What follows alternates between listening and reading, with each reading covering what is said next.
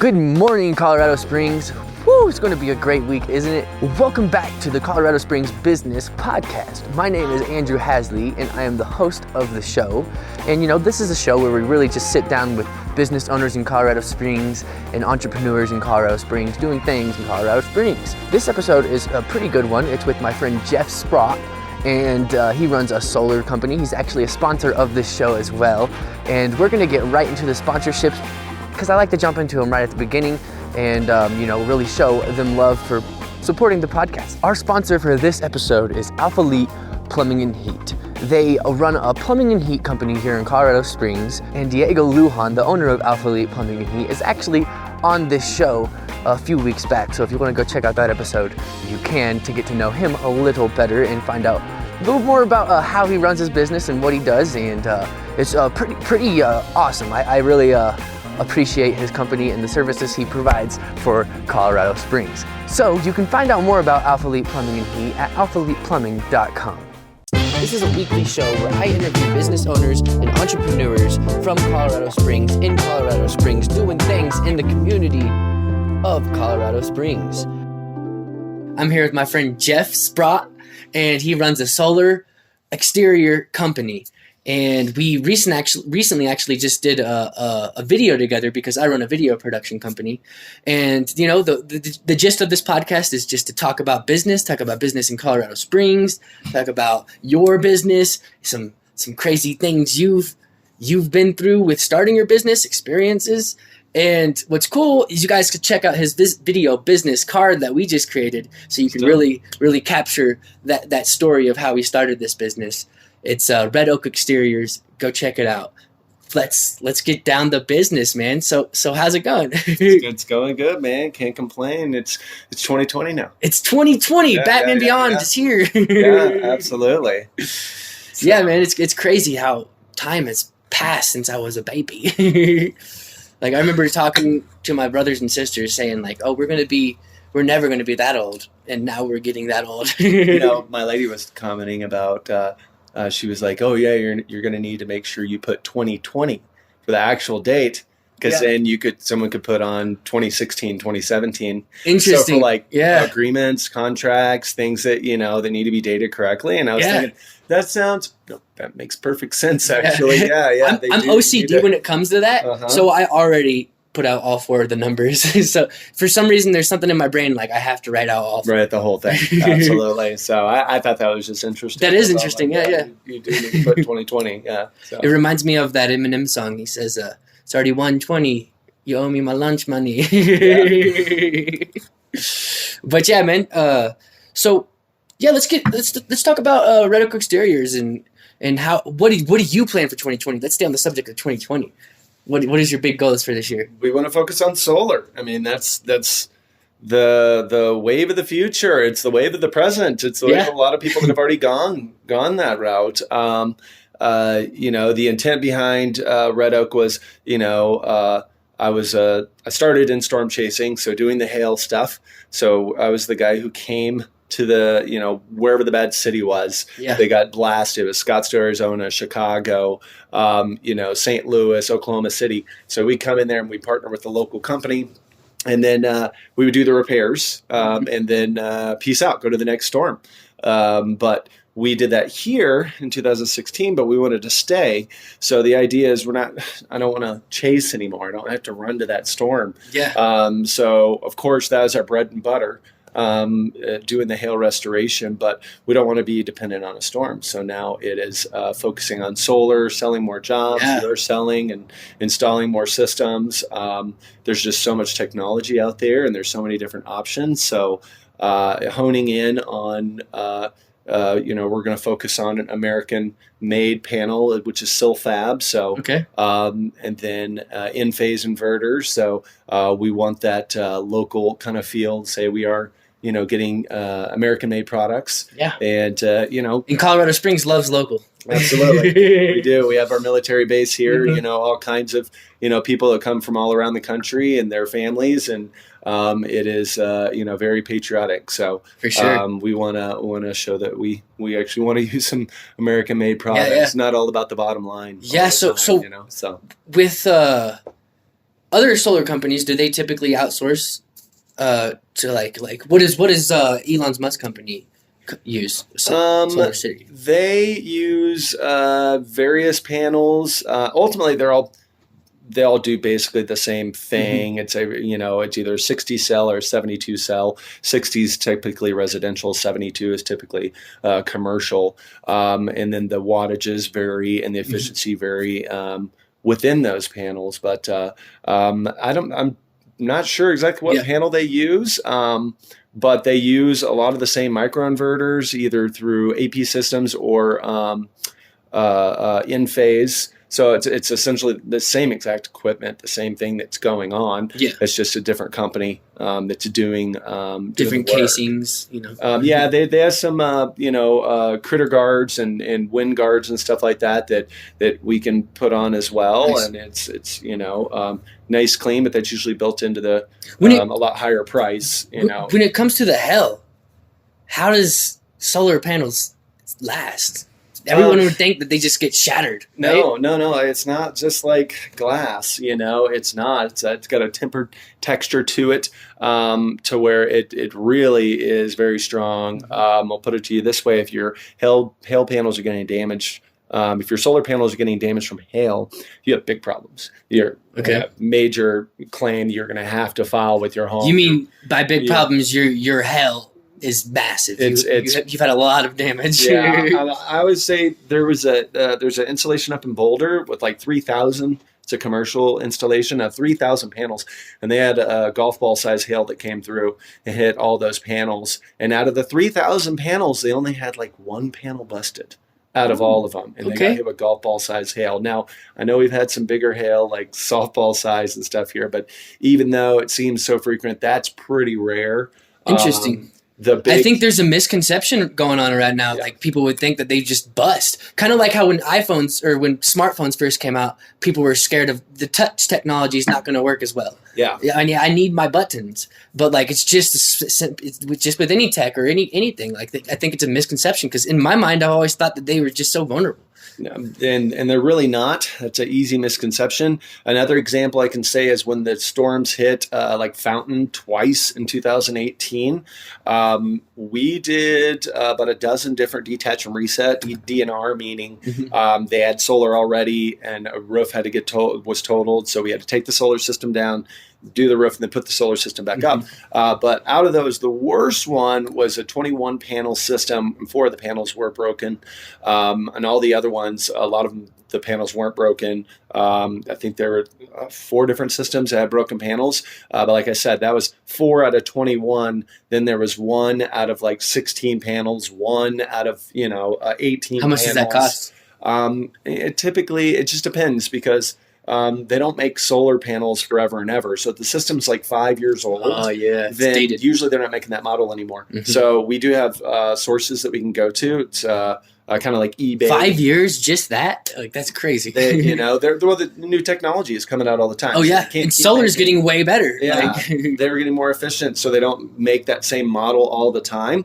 And due to like permits and stuff like that, they definitely want us to stick with the same exact panel. So sometimes it takes a little while to source those panels, and sometimes they're so with the warranty. If you have a 25-year warranty on your panels, do you get the updated one?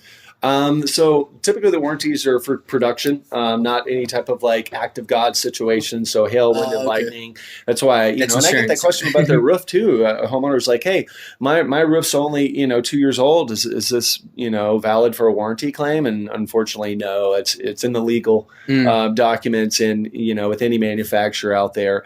So that's another misconception. Yes. even the stuff that say like the class 4 hail proof. I can't remember the website. It was one of the shingle manufacturers, and it was class 4 shingle, so it's rated for up to 1.75 inch hail. And their logo was on there was nothing is hail proof, and it had a fist, like an image going through a roof, basically meaning like there's nothing that's completely hail proof. Like if you get big enough hail, it's going to destroy anything. So they got to put that rider in there, that disclosure to say, hey, and we had actually, the roof on our house is class 4 impact resistant, and it got totaled again too because the hail was so big that it still, totaled the roof out. Yeah, there's some misconceptions there. But people are worried that like any hail is going to come and just destroy all your panels. Like if you have hail that's damaging your solar panels at all, you have a major claim on your hands. You're probably going to have busted windows, your gutters are torched, your fence needs to be, stained and sanded and all that stuff. So they're pretty darn tough, those solar panels. So that's good. That's not, I always say, spend the extra $150 because that's about what it costs a year. So typically homeowners insurance are going to pay anywhere from $1,300 to $1,600 a year for their policy. Spend the extra $150. So instead of paying $1,500 to pay $1,650.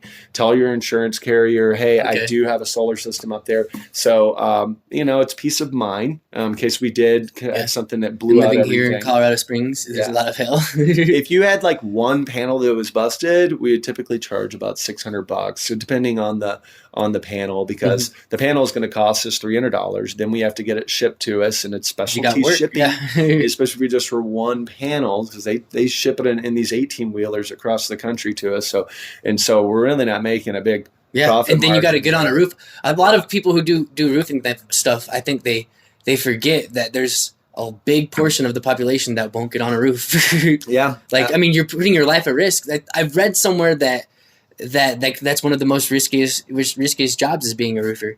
Like I think it was like top 3, and I don't know statistics, but I've never fallen off a roof, but there was one time, man, it was so close. It was up in Minnesota. It was on a cedar shake roof. At the adjustment, I think it was between 8 to 9, so it was still in the morning. There's a little bit of a dew on it, and I went to step up on it, and my feet just slipped. Ooh, that's all it takes. That's all it takes. Yeah. And I held myself on a pipe jack. I just grabbed myself and was like, okay. My feet were just starting to dangle off the roof. Did you have crew with you? Oh, it was just meeting with an insurance adjuster. So they had hail damage, so we meet with the insurance adjuster a lot. And we're just meeting with them, and I'm like, I'm not walking on this anymore. I'm good. So you gotta be careful. Yes. So I tell my guys, I'm like, look, if you have any doubt at all and you're worried at all, just don't get on. It's fine. Just don't get on. And we have other ways to inspect the roof. So. Nice. One thing I like about you is while I was setting up these cameras, I heard you on the phone and you were talking to someone. You were letting them know, like, it's not just about making more money for us. It's about making sure that you're making the best option. And you said something that really, like, I never even thought about. Like, you could save energy by just insulating your roof a little more. Are there any more things that you could disclose? Well, okay, so we're like, you're a small business. We found success in a lot of the things that we do, and we do a lot. So it's solar, roofing, siding, and windows. There's a lot that we do, but we don't want to just throw the biggest solar system at people. A lot of companies will just say, hey, you need a $40,000 solar system. That's it. They don't even think about looking at your attic insulation. Where are you losing heat? Looking at your furnace, looking at your AC, looking at your windows, your doors, are they sealed properly? Looking at your AC ducts to make sure you're not losing. They say up to like 40% of your energy can be lost in the summertime whenever your AC is blowing and you just have little cracks in your ducts. Wow. So this is the direction that we want to take the company, and that is, so you maybe not need that pure efficiency. More efficiency with your home, and that goes back to the homeowner and taking care of them. And we're not just trying to make a quick exchange and see you later, call me if anything breaks. No, we want to have that standing relationship with people. So instead of a $40,000 system, they may only need a $30,000 solar system, but they need $3,000 in attic insulation, or we need to seal off their decks or seal their windows and doors, LED light bulbs, a smart thermostat. All those kinds of things can go a lot further than just. And what's interesting is I bet a lot of people out there have recycle bins, have all this stuff to save energy and save the planet, and they're not even thinking about the energy that they could be saving with their house. Absolutely. Yeah. We just want to be more, thinking from a bigger picture, and really looking out for the homeowner. So that's our goal. Yeah. That's what's up, man. Cool. So do you have any crazy battle stories? That's what I like to call them. Challenges that you've had that you could impart some knowledge on that could be useful to some people? Yeah. I would say that, to be honest, the 2018 storm we were, I've been in the industry for a long time. But I came in and I was like, you know what, we're just going to do everything for everybody. And that was a young mistake on my part. Being when we have hail that was that severe, you don't just have roofing, siding, windows, gutters, but there is, screens that need to get done. There's decks that need to be sanded and painted, replacing decks because the wood was damaged so bad. There's, HVAC issues. There is, like decorative, like an owl or something that they had put up there that got shredded. So I jumped into it saying, hey, we're going to do everything.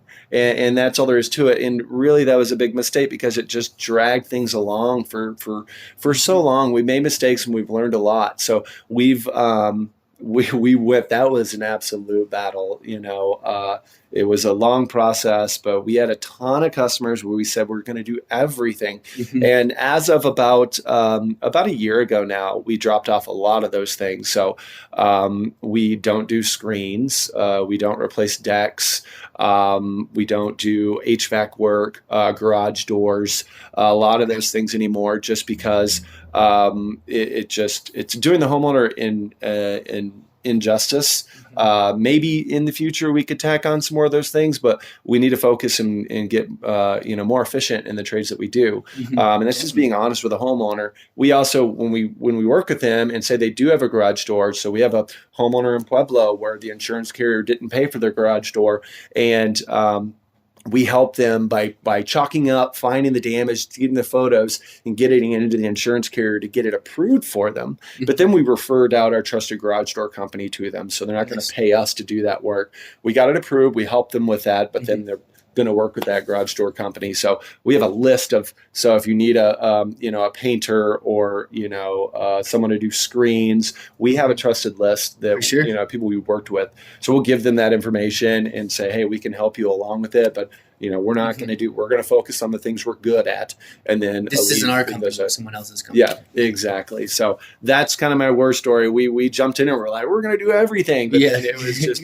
it was so much, and we've learned a lot. So we've dropped off a lot of those things. For all the customers we said we would do everything, we did everything. We get it all done. So we did what we said we would do and what we agreed to do. But going forward, we backed out of a lot of those things because it's just, it kind of drags things along, and we just want to, get really good and efficient at what we do. So for sure. And I think it also helps with branding and letting people, when someone knows what they're looking for, you can specialize in that. You can be absolutely the best in that. And so now you're just more on exteriors and just backing out of some of those random, trades. So specifically, would some of those be considered exteriors?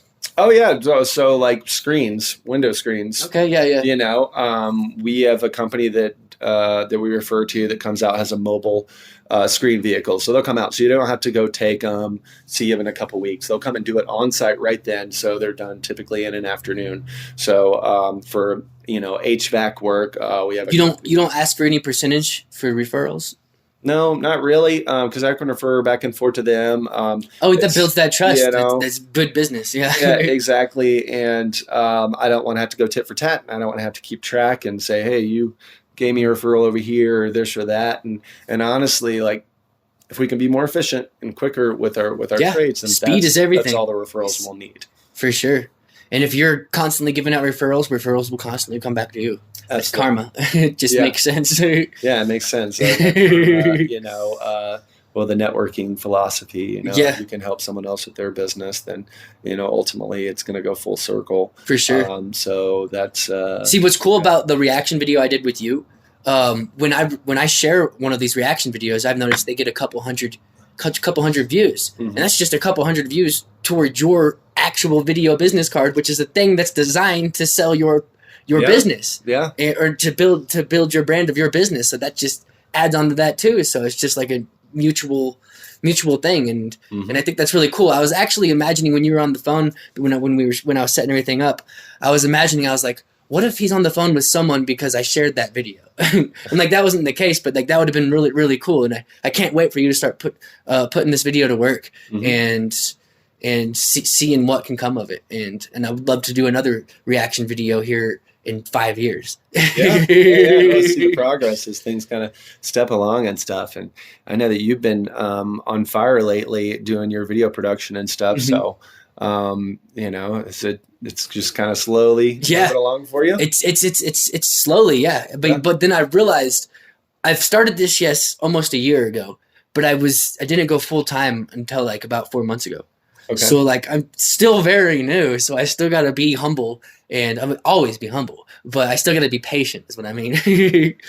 And just let things happen naturally, but also make sure that I'm doing everything that I can be doing. Yeah. And there's always room for growth. I could always be doing more, and it's just I'm always struggling with that. I think that's one of my biggest struggles is internal. Well, we're both fans of Gary Vee, right? Yes, 100%. And I love Gary Vee, and he's incredible, just a persistent guy that just never gives up and stuff like that. But it's a battle sometimes, because it's constantly going. You got to get up every day, so that's. There are things that keep me up at night, or last night I couldn't go to bed because I was all stressed. Like that's just honesty right there. I was stressed. Yeah. I was like, I was stressed about like financial stuff, and I was like, why is that happening? Why wasn't I feeling this 2 hours ago? Why now? So it's just interesting. But it's that's my new thing. If there's anything that I get forgetful or something that I needed to do, I just make it on a list, put it out so I can knock it out the next day. So it's like literally prioritizing those stress points, and just like, let's knock that out, and then you just feel so much better when you're being more efficient. And there's just you're a small business owner, so there's a lot of things to do, and then the ideas. The ideas you can do, they just never end. So you take your website, or you're in video production. So and sometimes these ideas take 4 times longer than you thought they were going to take. Yeah, like the website. When you brought that up specifically, you could get so in that for like 2 hours and not even realize it. Absolutely. Like, this is only going to be a 20-minute task. Yeah. Nope. No. Then you dig into it and you realize, okay, well, we need to add to this. And we got to, let's stop now and redesign this and stuff. It's kind of funny. Kind of like when I was doing a revision for your video. Like I went in there, I was like, I'm just going to add this extra text at the end. And then I was like, what else can I do? What else can I do? One thing leads to the next. Yeah. And then the sky replacement, that was just part of it. And with Lindsay specifically, on her video business card, I kept going in and tweaking the colors to make sure they were right, because hers took so much color grading, just because I was trying to compensate for the sun. And I learned a lesson right there. Yeah. Like that was ingrained in me, because when you spend 8 hours doing one thing, you're like, I'm never going to do that again. Is that something you want to do? I mean, I'm sure that's probably a personal goal for you and your company, is to have a mini studio at some point. No, for sure. Yeah. Having some control your lighting. Her specifically was outside at the incline.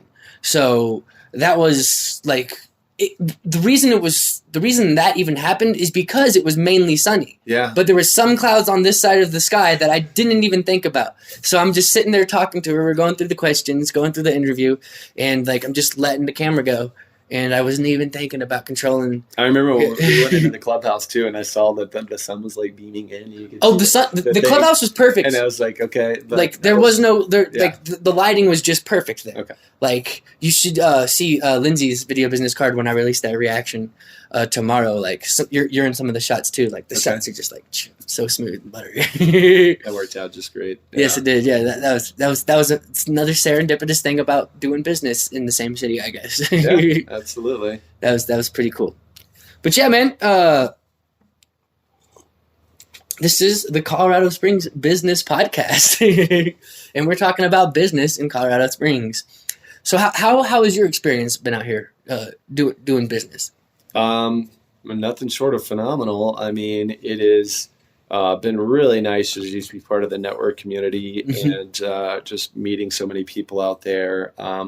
You find those connections, and the good ones. It's you get busy, and sometimes your networking might slow down, but it doesn't really matter, because whenever I do get back out there, it's like I never left or anything like that. Everyone's been really kind, but anytime I need any random thing, it's really as easy as just reaching out to any of these people that I network with, and then just using that resource and getting in there, and then they get you directed to the right person. So I knew it'd only be a matter of time until I found like a video guy. Nice. That I could, be doing some editing and videos with, and just kind of, staying out there. And we met out and about. Yeah, for sure. Was it Power Connectors? Front Range Power Connectors. Power Connectors. If you're doing business here in Colorado Springs, you got to check out the Front Range Power Connectors. They meet third Tuesday? Third Tuesdays every month, yeah. Yeah, third Tuesday. That's a great group. For sure.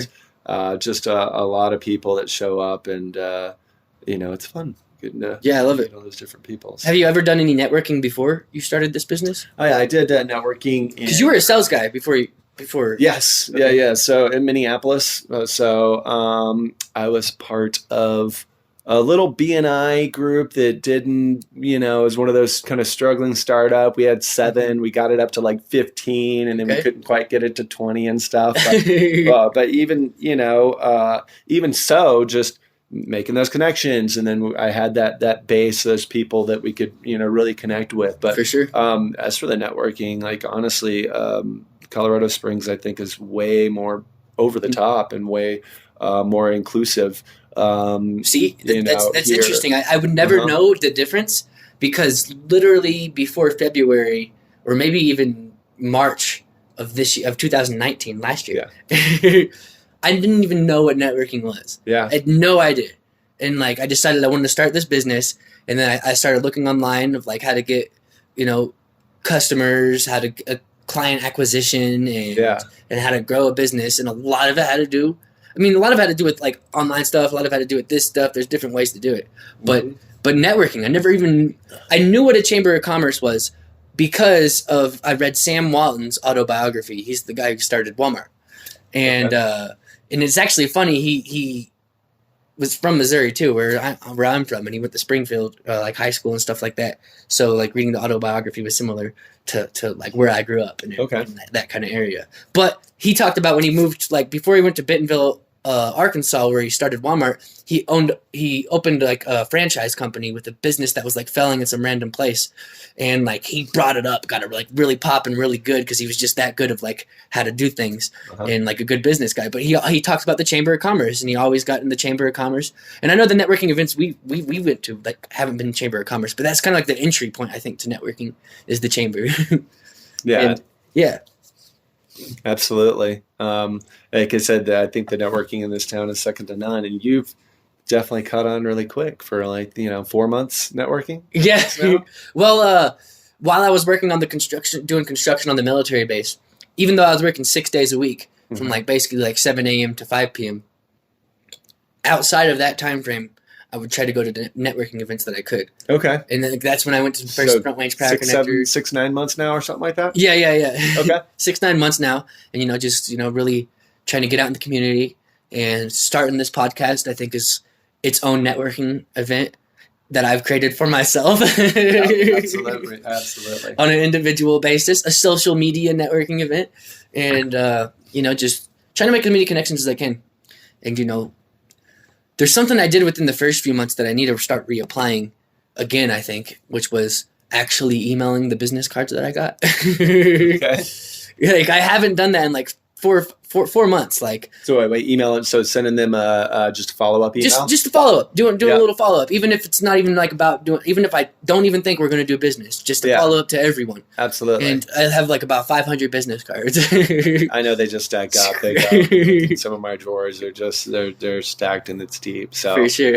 Yeah. Yeah. Networking is a big part of it, I think. And, something I've learned recently, once you've built up some networking and you've built up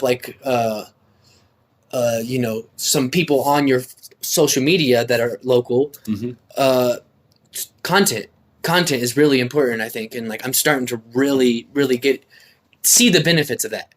Actually see the benefits of that. Gary Vaynerchuk, he says, once you actually get your first taste of it actually working, you actually see it, and you go all in on it. Yeah. And so I'm starting to get my first taste in it. I think so. And now I'm making a podcast a week and doing all this stuff, releasing lots of videos, I think. Yeah. I could be releasing more, though. But yeah, I don't know. I'm just talking about business and the Colorado Springs Business Podcast in doing business in Colorado Springs. I like it. And yeah, man. So what do you think has been your success to your growth? Being persistent, making sure things are moving along. We do, post a decent amount on our social media. So having some decent content on there, and that content's going to change a little bit now that I kind of have a little bit more tools. Yeah, for sure. To kind of work with. Just finding your truth. And what works. So that's why I think we're moving more into that home efficiency realm, because I think it's just the right thing to do. And I think that people would anybody who's naturally interested in solar, they're going to want to know, where they're losing that energy at. So, for sure, because it's an energy thing. Yes. And that's also one thing I wanted to talk about was we talked about this a little bit off camera before. Or it was on camera, but it didn't make it to the cut. Why solar? Why should someone choose solar?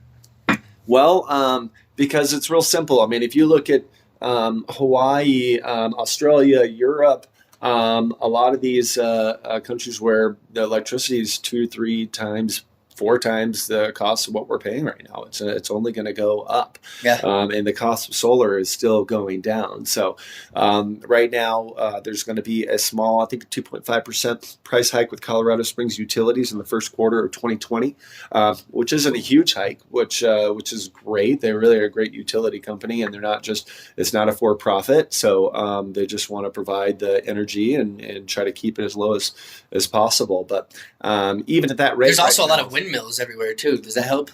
The windmill, I don't know. There's been some articles about that. I'm not sure exactly. I don't know. I wouldn't want to comment too much about it, but I think you're obviously biased too because there's a competitor. Yeah, and I don't mind the wind, at all. I think it in the right situation, it's beneficial, because it does work with the sun or without the sun, Yeah. But I don't know. Wind is definitely a big source of energy for sure. And I think there are more companies that are coming out with smaller windmills and stuff like that can be home installed for residential situations. But it depends on your elevation, your average wind speed, all that comes into play. And for residential, it just doesn't make sense unless it's like a big company that's producing the energy. And it depends just on the area, because there's different regulations. So one county may say that you need to have it at least 25 feet off the ground and away from a building. Another did it die on us? Yeah, but that's still going. Okay. And I just edit it and then throw the Colorado Springs Business. Oh yeah. Logo. And then another county might let you install the little shorter windmills right on your roof line and stuff. So again, we're getting back to staying with things that we can specialize in. So if we're getting into the wind stuff and the solar and stuff, it just, maybe someday when we get that honed in a little bit more, but it just doesn't seem logical right now. And there's more moving parts too. There is maintenance involved with them. Solar, it's kind of you slap it in there, one and done. But I'll go back to the cost and why solar. The average solar system in Colorado Springs is going to pay itself off in about 12 to 14, 15 years. But if you go down to Pueblo, they're paying about 40% more than what customers in Colorado Springs are. They pay themselves off in 6 to 8 years just in savings alone. Okay. If you go, they're paying 40% more in energy. Yes, it's 40% more, so it pays off a lot faster. You go out to IREA out in the mountains, they're about 30% more. So it actually pays itself off a lot quicker as well. So it's only a matter of time until the prices will go up, and solar's still going down. So it's just a smart investment. Just going right. And it doesn't matter. So if you want to do, if your heart's about being green and just doing, lessening your footprint, then that's a great way to go. Or if you're more about the numbers and just want to know how you're going to save. And the faster people do it, that's going to rack up the price of the energy too, because there's going to be less of a market for it. So it's gonna like just demand supply and demand kind of thing. Like the percent, like say the percentage of homes that have solar, as that increases, that's going to add more demand on the energy, and that's going to make the price go even faster, I think. Yeah, I think there's going to be a tipping point. It's where do we store all this energy? I think that's been a big issue, hasn't it? Yeah. With solar, with really storage. Cool things, and there are over in Europe where they actually store the water by putting them up in big water storage, so like up in mountains and stuff. So all during the day they have solar that's powering these generators that's pulling water from a water reservoir from one elevation and pumping it up high up into the mountains. And then when the sun goes down, then it's all good. We'll just keep going. And then when the sun goes down, then that reverses. So the gravity from the water up top powers those generators as the water goes down, and then they can use that energy at night. They have these big, huge water or big weights that spin too. They're about the size of a car. Those will spin up all during the day, going faster and faster and faster with solar. When the sun goes down, the weight, the centrifugal force of it will just keep on going, and then that produces energy while the sun goes down. So compressed air, I think, was one way of storage I seen recently on like a YouTube video. But it was like they were using the energy to compress the air, and you can store that compressed air and that can turn back into energy. Exactly. Yeah. So there's a bunch of different ways to skin a cat. Yeah. But storing that energy. So like if tomorrow everybody in Colorado Springs had solar, well, it's going to put a big pressure on the current utility company. That's why they have limits on like how much. That's what I was thinking. Yeah. Do. It will stress out their lines. It could cause blowouts, and it's dangerous too. That's why they have those emergency shutoffs. It's dangerous, but it was interesting. Can't your solar eventually start paying you, like when you're putting energy back into the grid? Yeah, I've heard of that. Yeah. It depends on your net metering agreement, but Colorado Springs is a great net metering agreement where whatever you buy it for is the same that you sell it back to them for. So it's called a 1-for-1. So it's the same price that you buy it and sell it for. And then they allow you to stack those kilowatt hours in your account. So if you produce more in the summertime and then you need it in the wintertime, when you're getting into those... You're basically turning yourself into a solar farmer. Somewhat. So they allow you to keep those credits, and then instead of you paying a bill in the wintertime, you don't. You're just using the credits you built up in the summertime. So nice. Yeah. Do you know the percentage of how many people in Colorado Springs have solar?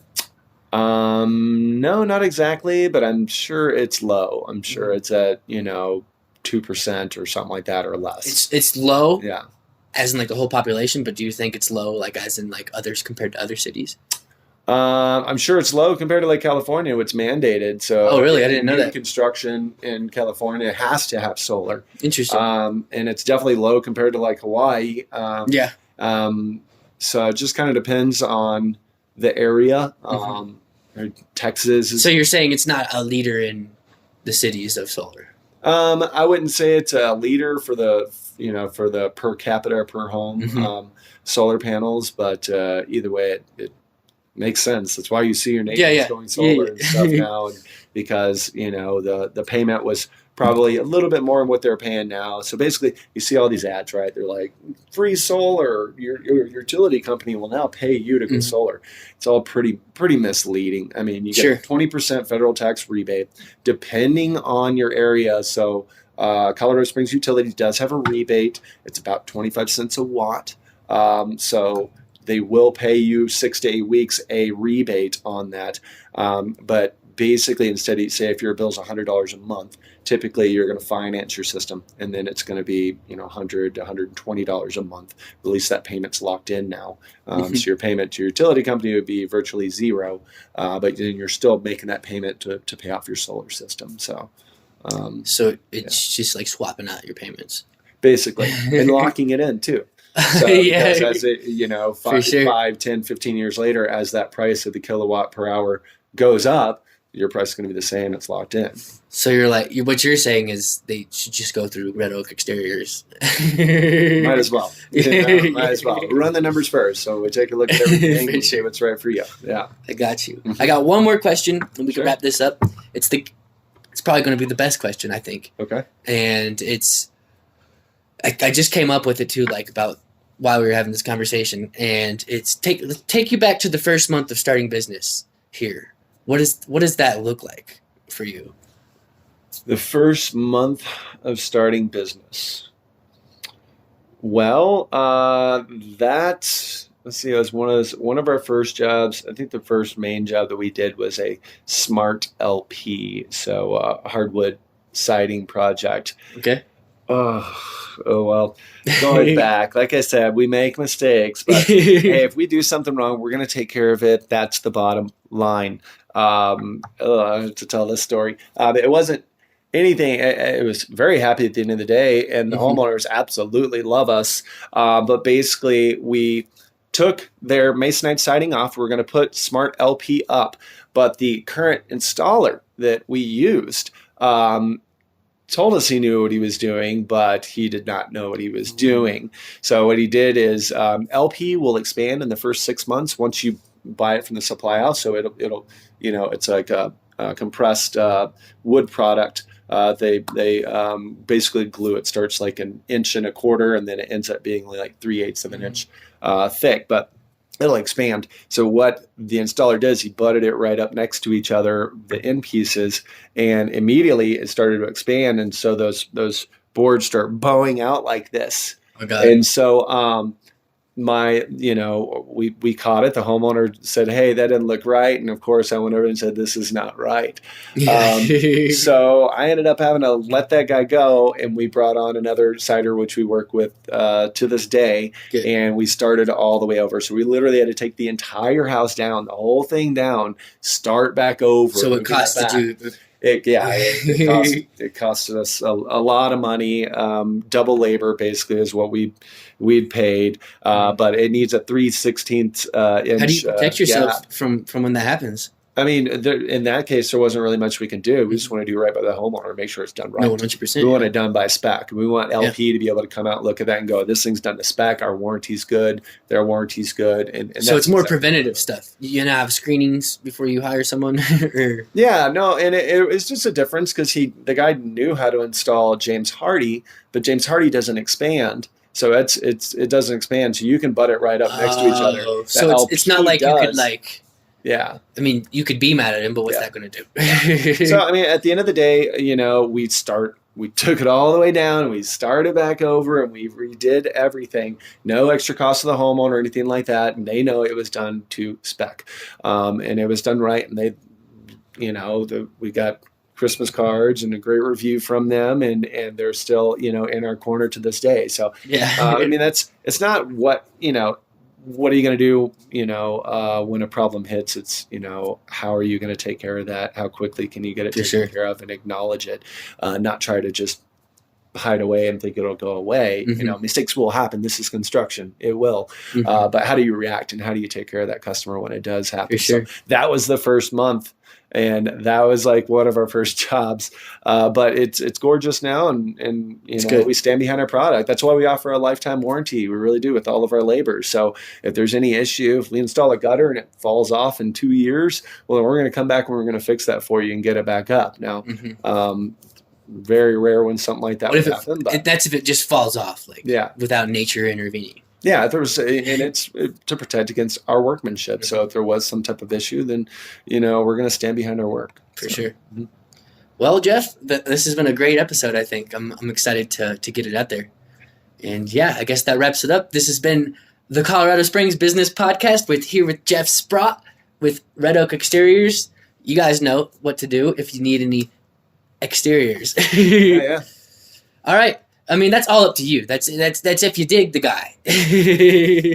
Well, I'm honest, we'll definitely take care of that. But like I said, we stripped down things, so we're a lot more efficient and focus on our things. But you can reach us, call us, or text us at 719-644-6960. You can reach us at our website, redoakexteriors.com, and all of our social media at Red Oak Exteriors.